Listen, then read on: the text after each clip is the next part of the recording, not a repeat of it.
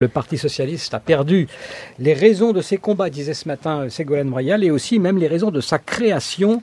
Ludovic Piattenu, donc s'il se passe quelque chose du côté du PS, ce sera vraiment une reconstruction plutôt qu'une recomposition. Oui, parce que c'est un cas rare d'effondrement partisan, écrivait hier dans Mediapart le chercheur Fabien Escalona. Un phénomène peu fréquent, poursuivait-il, dans l'histoire des démocraties occidentales. C'est à tout le moins la fin de l'histoire d'un parti qui a dominé la vie politique et la gauche ces 40 dernières années. Des bastions, des barons, des milliers d'élus, par 2 fois un président à l'Élysée, 19 ans de pouvoir, des centaines de députés et de sénateurs, 295 députés sortants dans la précédente assemblée, un tiers qui ont préféré ne pas se représenter, pressentant pour beaucoup le vent du boulet et préférant, loi du non-cumul des mandats passant par là, se replier sur leur ancrage local. Au moins 95 députés sortants ont été éliminés dimanche soir, 10% des voix à peine pour le PS et ses alliés, le seul parti socialiste cumulant 7,44%.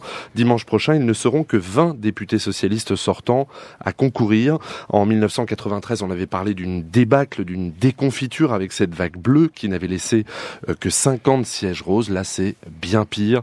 Dimanche, la projection, l'estimation de notre institut de sondage Ipsos donne 20 à 30 sièges pour les socialistes et ses alliés, les radicaux de gauche, les divers gauches, les écologistes.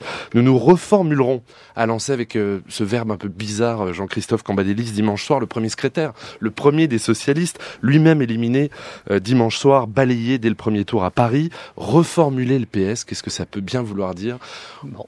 Reconstruire. Ça va être une question pour France Culture. Reconstruire, la formule aurait été nettement plus claire. Dans 10 jours se tiendra un conseil national du PS, Antoine, qui pourrait fixer la date d'un futur congrès, mais beaucoup d'élus socialistes n'en veulent pas. Et on pourrait aussi décider dans 10 jours d'un potentiel successeur de Cambadélis. Voilà.